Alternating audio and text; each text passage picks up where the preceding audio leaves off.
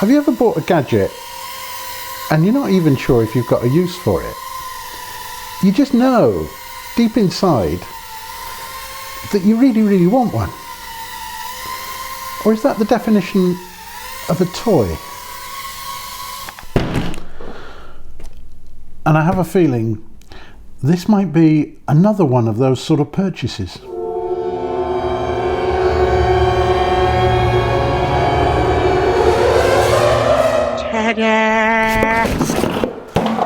Go on. How many other YouTube channels show you the unboxing from the inside? All made possible because of the Insta360 One X. The packaging is really nice, but you're not interested in that.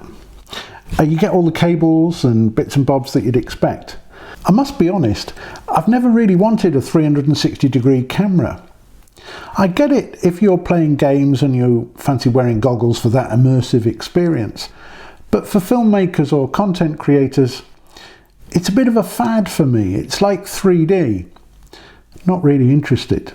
You must have noticed virtually everybody on YouTube has already done a review of this camera, and that's made me really want one without knowing if I've got a use for it. It certainly looks the part. It's cool and very black, and with this soft touch finish, I think it looks really smooth. Just two subtle buttons on the front and a very cool looking display. Little hinged battery compartment on the side with replaceable batteries. There's what looks to be little holes for your microphone in the top and a barely noticeable slot for your SD card in the bottom. I'm not sure if the bottom's made of metal. It looks solid enough for the screw thread. Even the name is written in a subtle shade of grey. The most noticeable feature are the two massive lenses sticking out either side. It feels like you can't even put the camera down anywhere without potentially damaging, scratching one of these lenses. They make a hard case for it, a venture case I think it's called, but I haven't got that yet. Luckily, you get a soft pouch, and you basically need to have that with you at all the times when you're using the camera, just so you can put it down. But what's the first thing I want to do?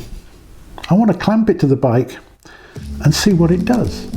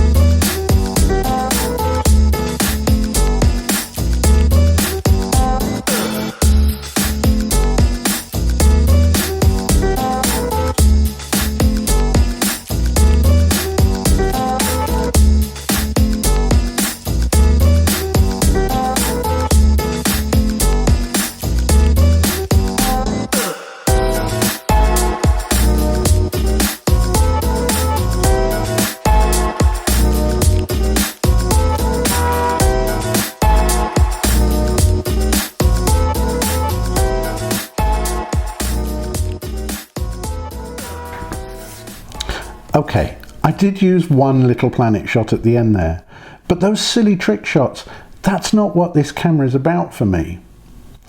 Being able to capture everything in all directions and have that stitched together inside the camera in real time, even getting rid of this selfie stick, that's really clever.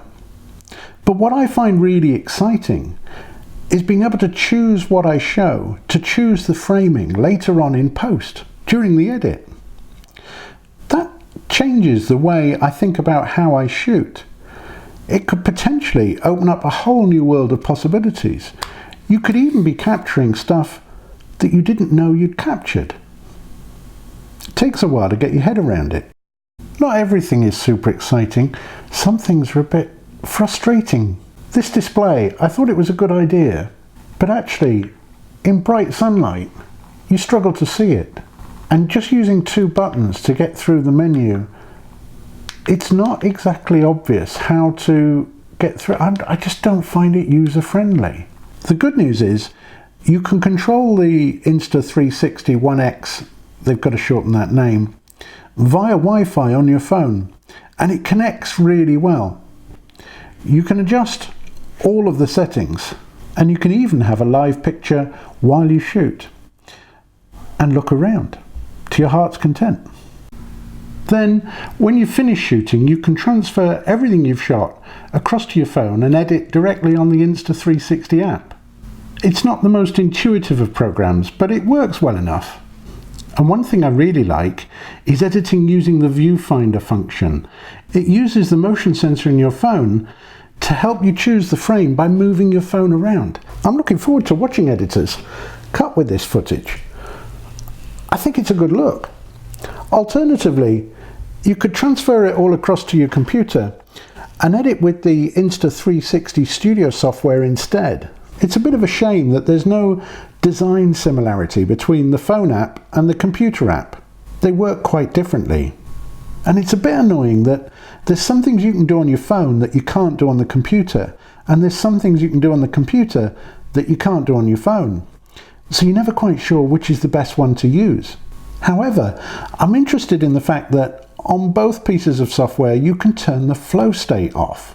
FlowState is the name that Insta use for their image stabilization in this camera, and I've no idea how it works, but I don't think it's a sensor that's floating around inside, not with these lenses.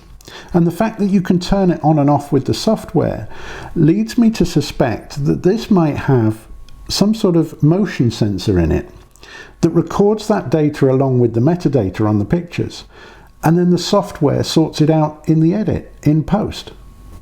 I don't know if you noticed, but on the shots of me on the bike, I've got this selfie stick fully extended, clamped to the handlebars of the bike. And I suspect there's a bit of movement between the camera in the bike and the camera and the rest of the world.